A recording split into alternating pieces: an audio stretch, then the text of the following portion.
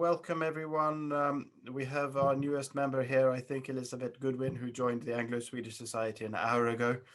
Encourage all your friends in the meantime, please. We are pleased to see Helen Crossfield and members of the Swedish British Society in Stockholm, our sister society. Hello, Helen and co. One is here. He's in from Toronto, which is our most distant place. We have possibly one or two from the Cambridge Scandinavian Society. So this is in fact our biggest ever Zoom to date, and really we have David Goldsmith, Eric Orlovsky, and Robert Freeman to thank for this in terms of getting us going and carrying us upwards. And obviously people are flocking to see you, Christina. For those who may not have the full picture, Christina is an art consultant and fine art dealer specializing in Nordic art. She has previously worked for Bonhams in London, specializing in European drawings. And she holds a master's degree in history of art from the University of Cambridge and has been a member of the Council of the Anglo-Swedish Society since 2009. Now, Christina will talk for about 40 minutes with slides, and during this time we'll all mute ourselves, but don't turn off the camera necessarily. And then after that, there will be the opportunity to ask questions. And when we do ask questions, then there's a little raise your hand function. If you can, you've got 40 minutes to work out how that works. And if you can't work that out, then just wave your hands frantically and I'll try to spot you, because I've got a big screen and I can see a lot of people. So please, over to Christina. Welcome. Thank you very much, Alex. I hope everyone can hear me clearly. It's lovely to see so many familiar faces from all over the place. Well, today I'm going to talk about Swedish art, specifically painting, in the latter part of the 19th century and beginning of the 20th century, which is a period when Swedish art thrived. And what I hope to show is how Swedish painting during this period achieved its own distinct identity amongst the broader picture of Western art at the time. And I am going to concentrate specifically on Swedish art, but obviously for geographical, historical, and political reasons, there are many connections with Swedish art and art of the other Nordic countries.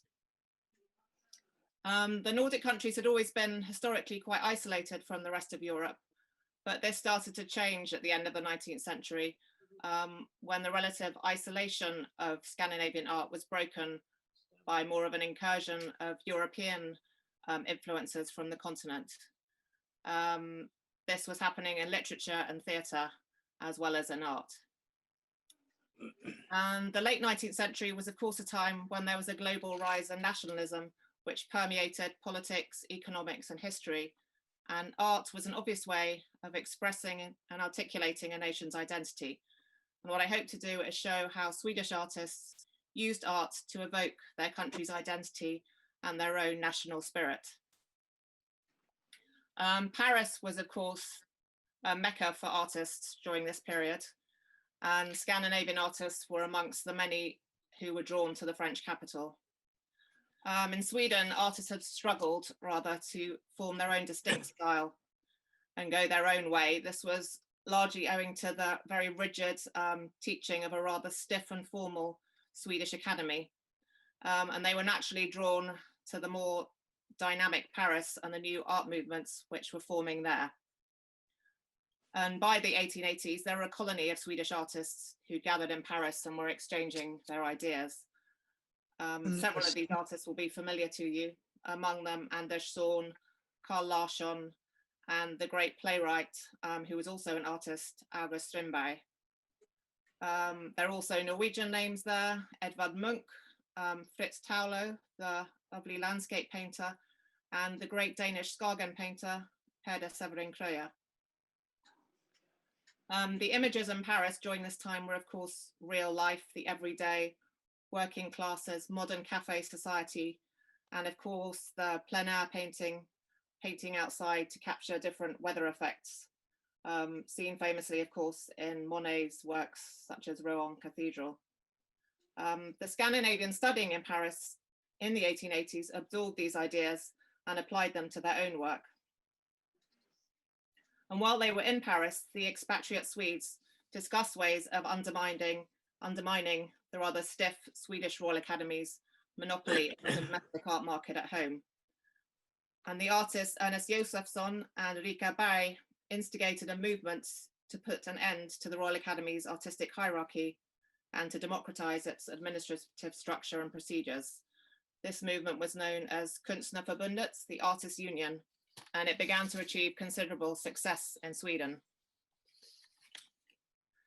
And in 1885, in order to contest the power of the Royal Academy, the Artists' Union mounted their own exhibition in Stockholm. This opened on the 1st of April, 1885, at Blancs Art Salon in Kungsträdgården, the park in central Stockholm, and it moved on to Gothenburg. And this landmark exhibition, called From the Banks of the Seine, included works by Larsson, the great Swedish wildlife painter Bruno Liljefors, and Georg Pauli, among others. And it met with such great critical success that it was followed in September of the same year by another exhibition called The Opponents. So the Artists' Union, by the late 1880s, were beginning to achieve what they wanted. The Royal Academy had lost its dominance over the Swedish art market, and an annual salon took place in Stockholm, showing native Swedish art with a more modern outlook. And furthermore, with the success of the Artists' Union, a greater interest in political art evolved in Sweden, and there was now a strong call for Swedish subject matter among art critics. The Scandinavian artists who gathered in Paris were still in the late 1880s painting French motifs in bright colors in the style of the French realists and early impressionists. You can see here on the left, Prince Eugene's work on the balcony, which typifies the sort of impressionist inspired Parisian motif that prevailed among Scandinavian artists at the time. You can see the strong influence of Gustav Caillebotte on the right, an earlier picture on the right. And critics, here's another example, Albert Edelfelt, a Finnish Swedish artist, another very French work, the Luxembourg Gardens. And some critics were starting to say that the influence of France was becoming too overpowering. One well-known art critic at the time, Carl Rupert Nybloem, commented that some of the landscapes executed by Swedish artists in France in the 1880s were almost imitations of French works. Critics called for a representation of Swedish life and nature. Do we not have equally beautiful girls in Sweden? Why are the girls from Dalarna not as suitable to paint as the Normandy fishing girls? And so during the 1890s, Swedes were attempting to find an appropriate artistic language for depicting Swedish settings. And I think the artist who most answered this call directly was probably Anders Zorn. He was originally from Dalarna himself, an area that I'm sure many of you are familiar with in central Sweden, characterized by its ancient rural way of life. Zorn was an extremely cosmopolitan Swede who very much took to the Impressionist style while he was in France, and he continued to travel extensively, making countless trips abroad, seeking out new subjects and lighting effects. He spent the winter of 1887 to 88 in St. Ives in Cornwall, which drew many artists. He was there at the same time as Whistler and the Finnish artist Helene Sjöfbeck, who had a great exhibition here at the Royal Academy last year. And in the later years of the 19th century, Zorn had established himself in high society across London, Paris, and the USA. He portrayed 3 American presidents, as well as notable figures such as Andrew Carnegie and Isabella Stewart Gardiner. And then in 1905, Anders Zorn returns to his childhood home of Mora in Dalarna. And after these cosmopolitan years, mixing with high society abroad, the folk rituals and customs of Mora offered him the perfect return to a traditional way of life and a sense of rootedness, and gave him a means of expressing a more nationalistic feel in Swedish art. And local girls in traditional costume became one of his favorite motifs. This is a gorgeous painting that came up in Sotheby's in December in their sale of a Dalarna girl in winter.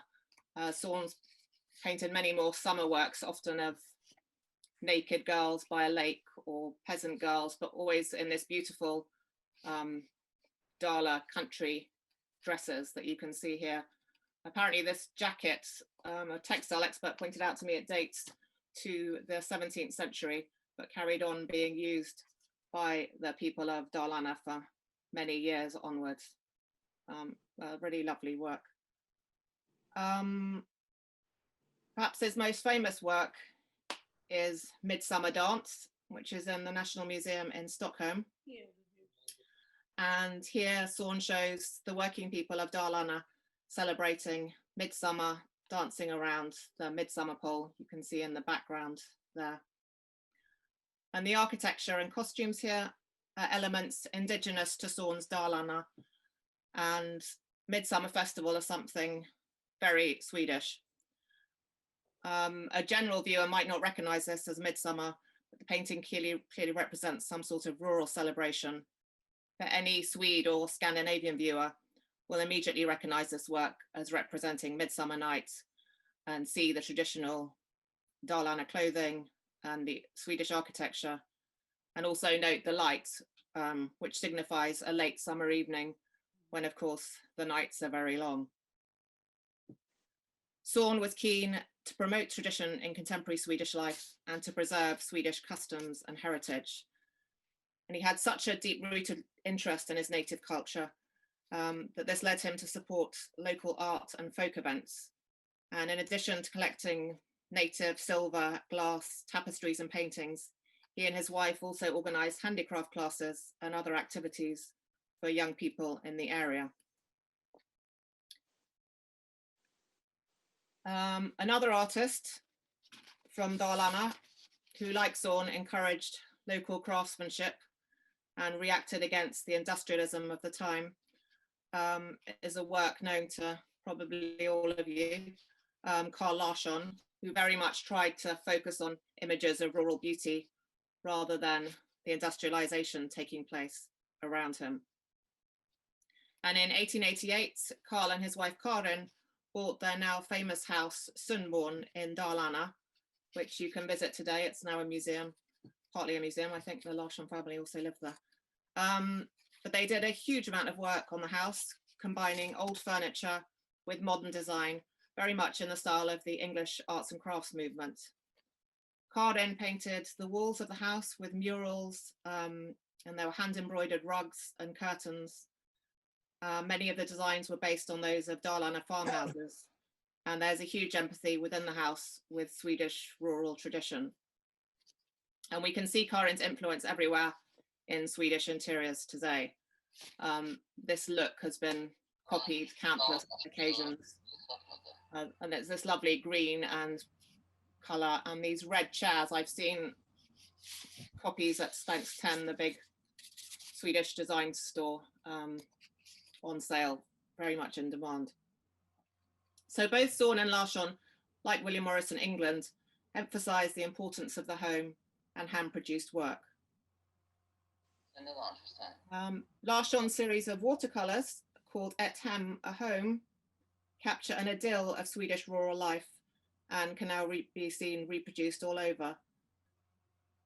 One thing I've always liked and felt that Swedes are very good at is marking and celebrating the different seasons in different ways. Valborg, which we always celebrate at Anglo-Swedish Society, the burning out of winter and welcoming spring, Easter, Midsummer, the crayfish season in August.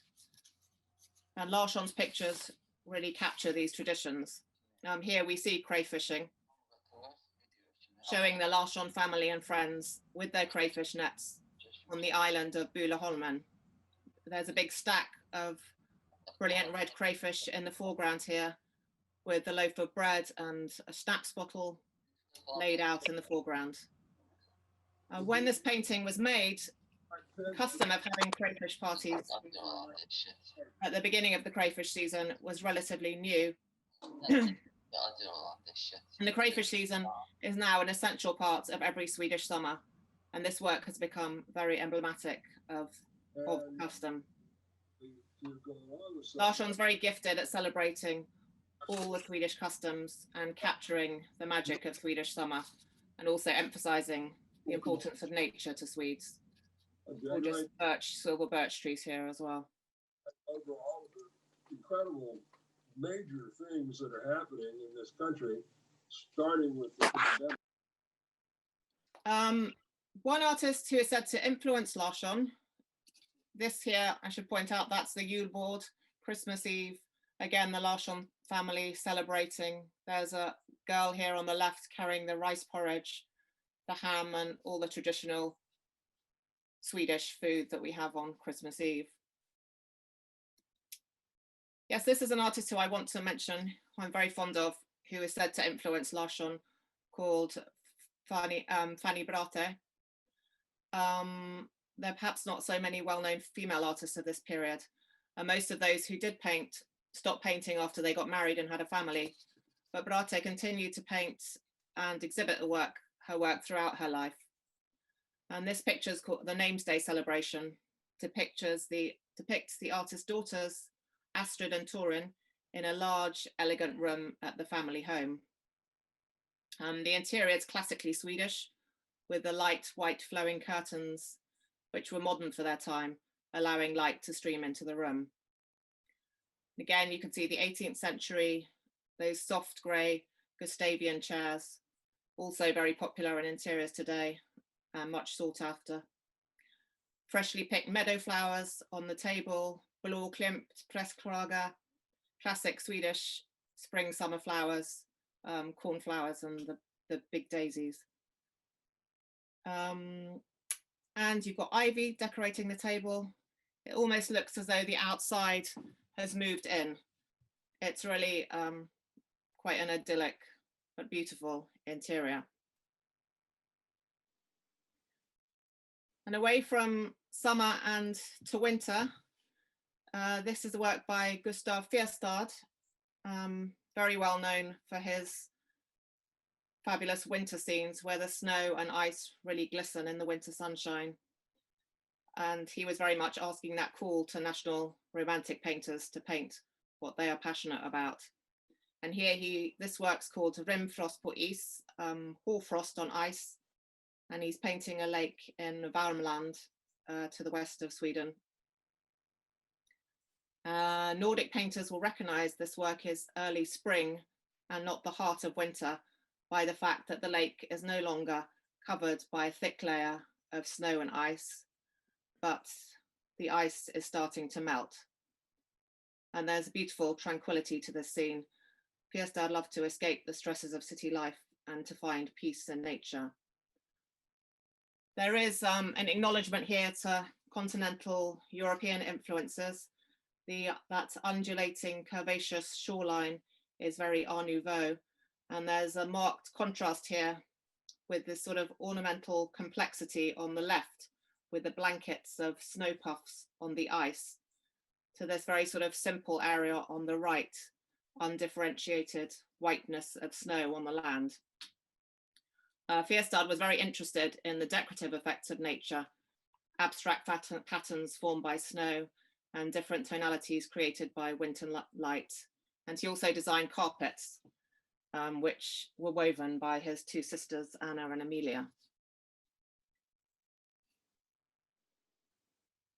This is actually a Danish artist, but again, one who wonderfully captures the light. Those of you who've been to Skagen and the Jutland Peninsula in Denmark, again, Art Nouveau style with this shoreline and the two beautiful ladies on the beach. But back to Sweden. Another Swedish artist who I think was very successful in capturing the magical light of the north is an artist from Stockholm, Eugen Jansson, who was known widely as Blåmålaren, the blue painter. And Jansson beautifully captures this very special blue atmosphere that you get in Sweden at night time in the summer. I'm sure many of you, like me, have walked home in the evening from dinner or drinks at midnight, and it's just this magical blue glow that you get in the city. Jansson's paintings are often dominated by shades of blue, often crisscrossing each other. And here, most of his paintings are night views painted from his flat in Mariaberget in Södermalm, which had wonderful panoramic views of the city of Stockholm with its islands and generous stretches of water. This work's called Dawn over Riddarfjärden, and it's taken from a high vantage point, the Södra Hills in Södermalm, looking across Riddarfjärden Bay, which separates the north and south parts of the city. There's sort of these wonderful, bold, expressionist brushstrokes in the sky, which recall Van Gogh. This picture really reminds me of one of his Starry Night, Van Gogh's Starry Night pictures, where you also have this shoreline no shoreline in the foreground here, and painting. At the center of the view, you can see the spire of Riddarholmen Church, the largest church in Stockholm and a well-known Stockholm landmark. The use of a single palette like this was perhaps most famously used by Whistler in his Nocturne paintings, and Jansson would have certainly been aware of his work. And like Whistler, he was fascinated with shorelight and their reflections. Both these works are called Nocturne, Nocturne in blue and silver, and Jansson's Nocturne. And they're beautifully sort of haunting, moody, romantic views of Stockholm, which is quite in parallel with the literature of the time, specifically Hjalmar Söderberg, who wrote Dr. Glass, which I'm sure some of you know, about a sort of depressed physician in Stockholm. He would have probably sustained very much the same sort of moody Swedish atmosphere created in his literature. Jansson would probably have known Söderberg through the Swedish art collector and patron Ernest Teal, who was a mutual friend. Which brings me on to patronage, another Norwegian blue painting, Harald Solberg. But yes, patronage was very important at the time, and the two most prominent ones in Sweden were Pontus Fuschtenbeit in Gothenburg and Ernest Teal in Stockholm. This work's the Teal Gallery, this paintings of the Teal Gallery. Teal was one of Sweden's wealthiest men at the time. He was a banker, and he had a purpose-built gallery made to house his constantly growing collection of art by one of the big Swedish architects of the time, Ferdinand Borberg.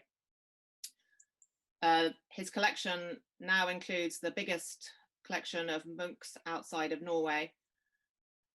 Teal lost most of his fortune in World War I, and the gallery and its contents were handed over to the Swedish state to help him pay his debts. But this means we can now enjoy the gallery. Well worth a visit if you're in Stockholm.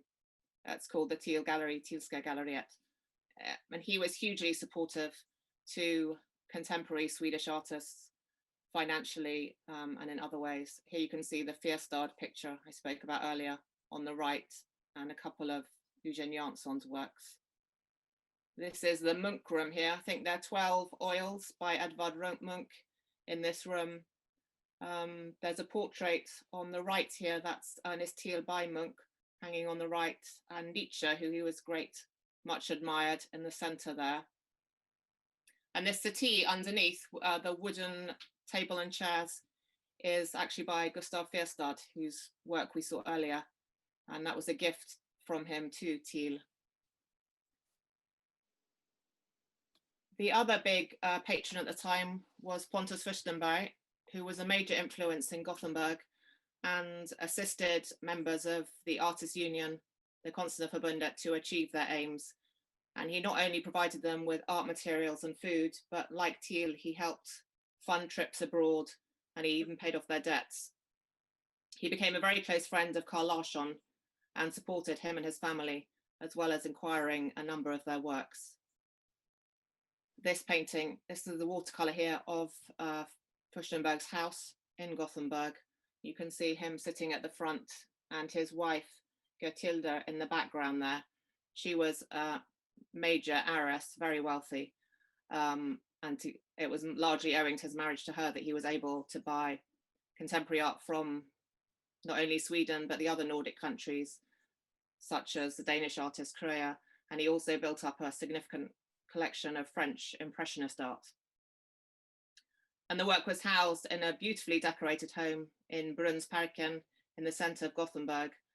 Most of this work has now moved to the Fuschtenbeit galleries in Gothenburg Art Museum, and they've recreated the house here. You can see this, the original house. The red walls are also present in Gothenburg Art Museum, and these sort of original ceiling groups, the sculptures by Per Hasselberg, sculptural tributes to modern inventions. Another patron I should briefly mention is Prince Eugen, the youngest son of King Oscar II, who was a serious artist himself and became friends with many of the Konstnerförbundets, and was very supportive and helpful to them, also financially. And it was the connection between arts and nationalism which was instrumental in raising these artists' social standing and which drew the interest of patrons. And I'd like to mention Nordic illustrators, who were also very clever in evoking a national spirit in their work. Artists such as John Bauer and even Aristenius used myths, folk tales and legends to evoke a national spirit in their work. Bauer's work is very much one of blonde-haired girls, trolls and water sprites, but his illustrations deepened an understanding of Swedish folklore and fairy tales. Greatly evocative of Sweden, they've come to symbolize Sweden's ancient forest.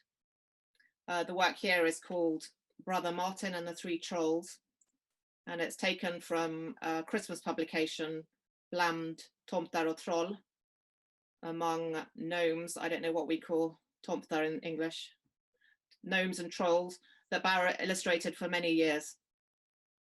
There's currently a really lovely exhibition on in Stockholm, not that any of us can travel at the moment, but I was lucky enough to see this in October. It's called Spellbound, John Bauer and the Magic of Nature, and it's on at Prince Eugen's Valdemargudde until May. So those who can, it's definitely worth going. I also really like this ice sort of sculptures called Frozen Forest by a contemporary artist called Elizabeth Henriksson, but that's been juxtaposed there with Bauer's work and works by other Nordic artists of the 19th century and later. So the status of art and artists in Sweden had increased substantially by the beginning of the 20th century, and this was helped by patronage and public interest. Swedish artists adopted the great artistic movements of the time, Impressionism, Post-Impressionism, Symbolism, and they applied what they'd learned abroad to depicting their own culture, heritage, landscape, and folklore, and I think making a distinctive mark of their own. Thank you. Over to you, Alex. Very good. Thank you very much. That wasn't too short. Very good. A lot of people are clapping silently on mute. Yes, thank you very much. Maud would like to ask a question. Thank you so much. I just loved seeing all these lovely paintings and hear you talk about them. That was very interesting. Now, one thing that really puzzled me is that Zorn is not better known in this country. And I wish there would be an exhibition with his work, possibly a Scandinavian exhibition in somewhere like the Royal Academy, for example. I mean, it's fantastic. Yeah, maybe that will come. It might come. There seems to be more and more interest now in Nordic work here. From the Royal Academy, we had the Schöfbeck exhibition last year, and then Harold Solberg at Dulwich Picture Gallery. That was a wonderful exhibition of the Norwegian artist. And a lot of people, more and more people are getting to know Zorn. I often mention him, and people do know him. Yes, because he is such an exceptional artist, and painted more portraits of American presidents than any other artist. Yeah, extraordinary. It wasn't as if he wasn't known in his own days. No, not at all. He was very successful. Thank you very much. And I just wanted to somehow give the idea that we need to have more knowledge, Yeah, awareness. we'll have to work on that. Okay, thank you.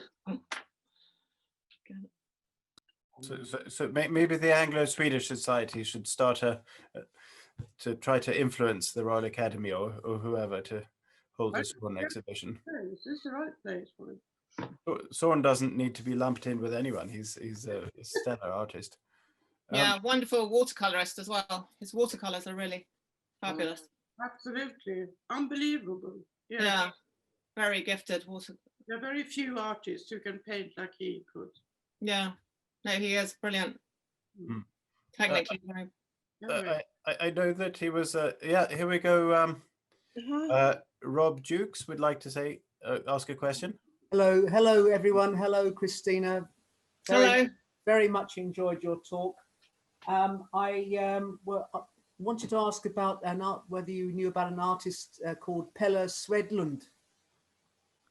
I don't, I'm afraid. He was a Swedish symbolist painter. Okay, I've written down the name. I'll look him up. I have one of his works here. Oh, wow. Looks like a gorgeous sunset. It is, yes, through the woods, and it's very. It reminds me of the work of the Canadian Group of Seven, who I think were probably influenced by a lot of Scandinavian. Yeah, I think they were. That's true. But yeah, Pelle Swedlund. Also, I'm going to look him up. yes, yeah, P-E. I don't think I'm pronouncing it particularly well. It's P-E-L-L-E. Yeah. And then S-W-E-D-L-U-N-D. I believe he studied in Paris with, oh gosh, I think it was probably Picasso or Gauguin. I think one of those two. Right. Alongside. Yeah. And also, I very much enjoy Swedish textiles. Yeah.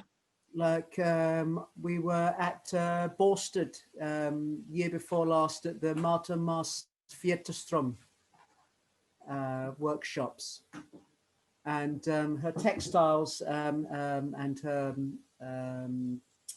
fellow workers are well, incredibly popular and really fantastically stylish. I just wondered if you knew anything about more about them. No, there is a lot of, I know there is a lot of interest in textiles. Again, I don't know much about textiles.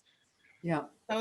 Yeah. I thoroughly recommend a trip to, again, I'm pronouncing it wrong, but Borsted. Which is I know Borsted, yeah. Yeah. The Marta Mars Fjätterström. I think I've got the pronunciation. Good tip. It's a very lovely part of Sweden, that. Yes, absolutely gorgeous. Yeah. I'm going to jump over to if Cecilia Rudberg still wants to ask a question. You've been waving your hand a little bit. No, thank you very much, Christina. It was really fantastic. So I'm a member of the Swedish British. Oh, okay. Just want to give you a tip that because of the discussion about Zorn, the National Gallery in Stockholm, Nationalmuseet. Oh, yes, they're having an exhibition. Exactly, because of the 100-year death anniversary in 2020, due to COVID-19, the exhibition had to be postponed and is now planned for February to August. And hopefully there will be opportunities to see it. And in light, maybe move it here. Yeah, exactly. So, well, and maybe in light of that, this big Zorn exhibition is anyhow planned and will take place next year. No, this year, 21 instead of last year. There is maybe a possibility to also have it moved to London. Yeah, that would be amazing. But it is planned and still kept on the agenda for February to August this year. Okay. Postponed from last year. So as the question came up, I thought I should mention it. Yeah, absolutely. I'm going to butt in and say that I think that I know that Zorn had a little bit of a connection in London because he was good friends with Axel Hermann Haig, who taught him to etch, even though he was overtaken. And Haig organized or Axel Hermann Haig, as he was in Sweden, organized a dinner, and there's a letter preserved, which I've seen, says to Zorn, which is, "Oh, we're having a lottery after dinner. You wouldn't mind producing a piece of work that we could auction off in the lottery, would you?" And that would have been a dinner to have been at, and I don't know if it ever happened. I have Vips Wallis, and then after that we're going to Lotta Slingsby. I'd like to ask Christina if she's come across this man, Harald Sorensen Ringy. He was also around in Paris, and he was a great friend of Carl Larsson. It's my grandfather, and I have a lot of his work here. And he also won a statue called La Nuit, and that's now in the National Museum in Stockholm. I haven't seen it since it was, but he died very young, unfortunately. But he did do a big statue in Sundsvall by Gustav II Adolf. And through Svea, I found out that Inger Schubert, she is a specialist in the about Gustav II Adolf and take people to the battlefield. And when I heard that, I had a small statue of Gustav II Adolf in plaster. So I wondered if she wanted it. Then she has it now in her library. And she sent for Christmas, she sent me a photo of him with a candle saying, "Happy New Year." And also here's a photo, that was my second cousin. She wrote this book about my grandfather. And here is Carl Larsson with my grandfather in Paris. Oh, wow. Studio. And also he was out in Brittany and had in Quimper, he had a studio there. So he was very much in, but he was so young, he died at 42, like everybody else did. Pneumonia, but never made it. But this second cousin of mine, she made a book about him, and I have helped her with that. And we've been visiting Sundsvall and seen the statue and all the rest of it. And I have lots of statues here. Oh, that's a lovely thing to do. Yeah, you haven't come across him. I think he was just not very famous because he died so young. Yeah, no, I'd love to see that book actually. Yes. I'll try. Yes, can we do that? We'll follow up by email. Yeah, we'll follow. I'd like to follow up. Yeah. That would be great. Thank you very much. I've got Lotta Slingsby. I think if you still have a question, you're waving your hand a little. Here, I'm here. I'm talking to you from Portugal, actually. You said, Christina, that the painting of the girl on skis was sold at Sotheby's in the autumn. In December, was there a great interest, and what did it catch? What was the price? I think it made £380,000. Was that all?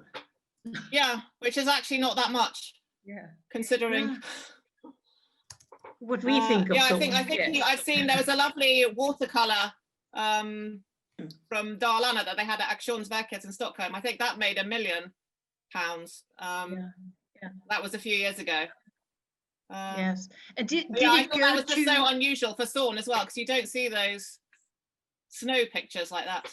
No, I love the girl's face turning. It's very beautiful. Yes. And do you know who bought it? Was that, would it have been a Scandinavian or a foreign buyer? I don't know who bought it. No. Very beautiful painting. But thank you for a very interesting talk. Thank you. You're welcome. Helen Rose. Yes, hello there. Can you hear me? Yes. Yes, I did. Christina, thank you for a fantastic talk. Very interesting. I was wondering if you might consider doing a subsequent talk into the 20th century, or even on contemporary Swedish artists as well. You've obviously got a great audience here. Yeah, I'd love to. I'm not very good on contemporary. I do know a bit about the early 20th century. There are some great artists like Zorn. Obviously, Hilma af Klint is hugely popular. is getting a big international acclaim in New York and here. I'd love to know more about her. I'll have to do some more research first. But yes, certainly something to consider. Thank you.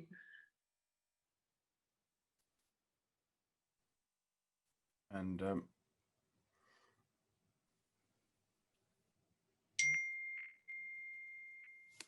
any more questions at this stage? Any more brave ones?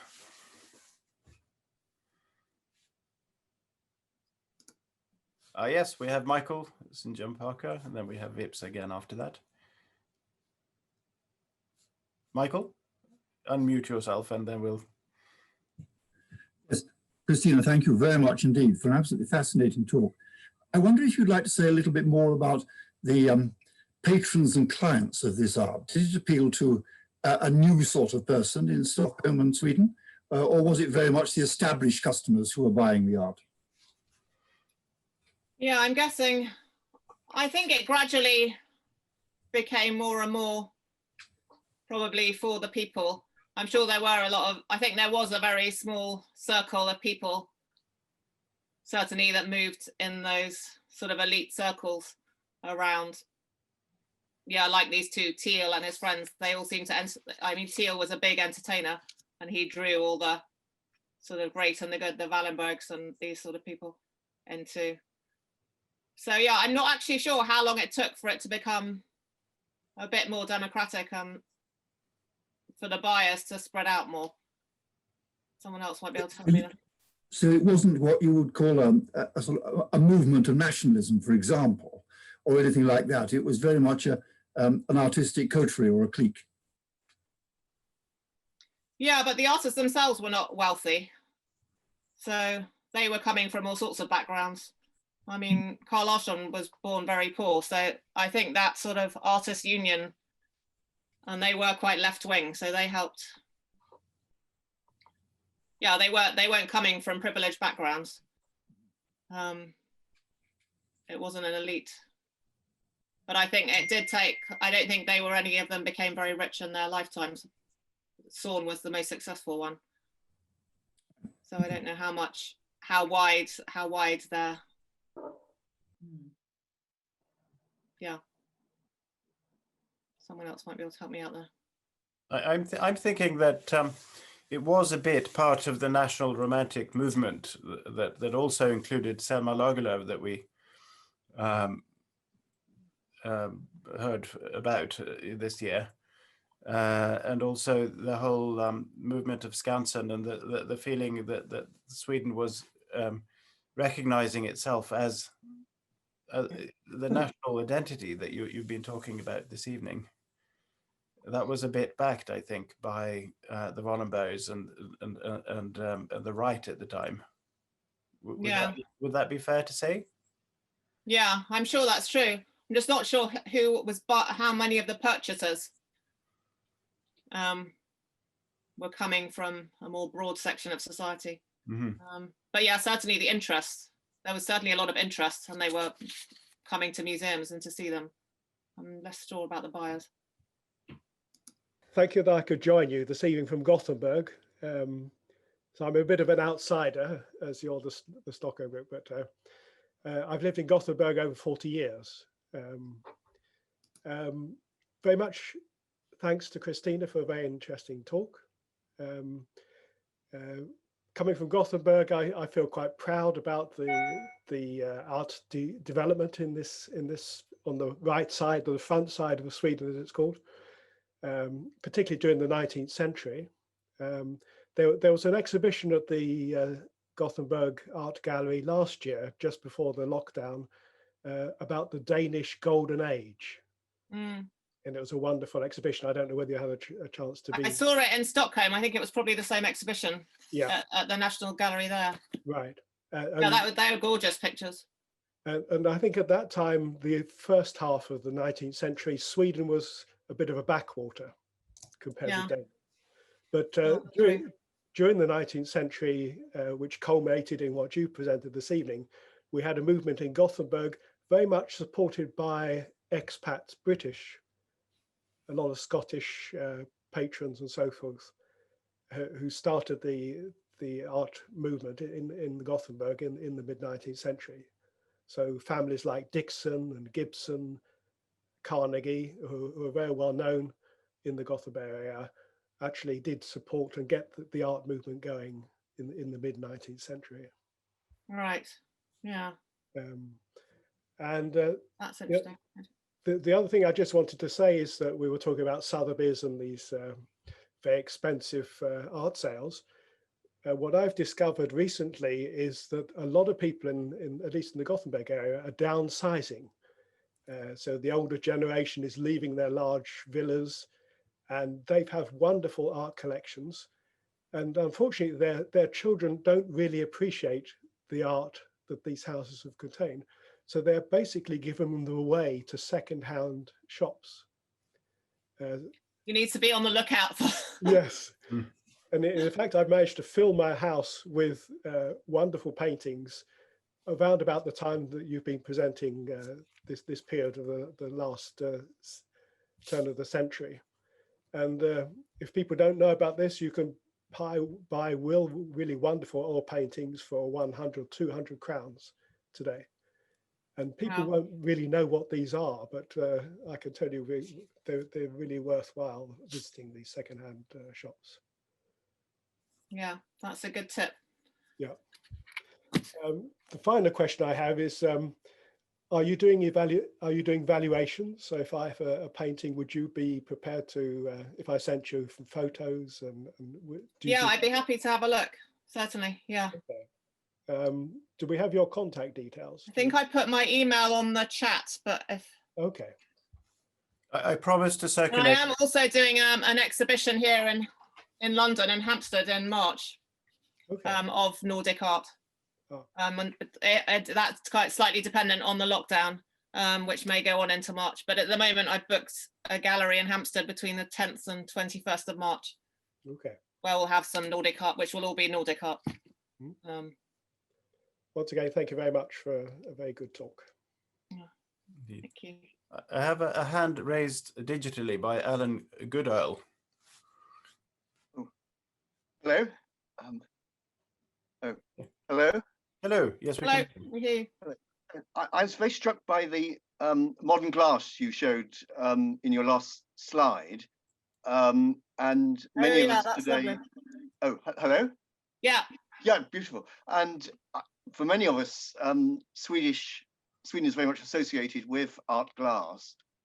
How long does that go back? Does it date to this period, or was it later? Sort of foundation of. Alex, you know how that? Yeah, there's Costa Borda and all these famous glass makers. Yes. I'm not sure when they all started. Someone else might know how well glass dates. Alex, do you know when these places... Costa is very old, sort of 17th, 18th century. Right. Yeah, because you know that it seemed after seeing all those snow pictures, the way that glass caught the light, you could sort of see where some of it comes from. Yeah, I have these lovely Costa Borda little candles. I always light about 4 with a bunch. They're like snowballs. I mean, you see them everywhere now. They're always in the airports. But you do get this amazing light kind of coming out that refracts from the glass. Just one small thing. I used to write for a magazine that promoted Swedish exports, and one of the more exciting jobs I had was to interview the first curator of Tate Modern, Lars Schnitfer, and I wonder what's happened to him since. I often feel it's in Britain a very important gallery, and played a large part in transforming modern British attitudes to abstract and modern artworks. And I often think that he gets far less credit for that than he really deserves, because he was the curator and really established that gallery in the way it is, well, still running today. And I think Nicholas Rota was such a dominant figure. Well, yes, and somehow he overshadows everyone else who. Yes, yeah, I think terribly unfair. The actual work was done like that, and also really sort of in terms of galleries, very important work that he did in getting outreach going, and so the whole spirit of that place is very much his work. Where is he now? I somehow thought he went back to Stockholm, but I could be wrong, or back to somewhere in Sweden. Right, yeah. I'm not sure. I'd have to check. No, a bit away from. I'll have to Google him. But thank you for an absolutely fascinating lecture. Really, really interesting, and makes London at this time of year feel positively warm. So. It really is my happy privilege to say thank you so much, Christina. It's been wonderful to see some favorite pictures and learn about some new ones, and to really hear your excellent take on this. And thank you everyone for coming along and supporting an ever-growing audience for these events. Thank you, Lucy, for making sure that everyone could get in. Lucy, who's now officially the secretary of the Anglo-Swedish Society. The next event is on the 3rd of February, when we will be going to the Linnean Society. It's been a good many years since we had an event with or at the Linnean Society. There's more in the pipeline. I'm feeling less optimistic about meeting for Valborg in person, but in due course we will all get together. Those of you who are unsure whether you've paid your membership dues, not to worry. Lucy will send out something in terms of confirming whether you have or you haven't, and so on. So just sit tight if you're unsure. But really, all round, a really big thank you. So thank you for having me. Till next time. Good night, and thank you. Good night. Thank you very much. Thanks very much. Thank you so much for this evening. Lovely. Thank you. Thank you. Bye-bye. Goodbye. Thanks, everyone.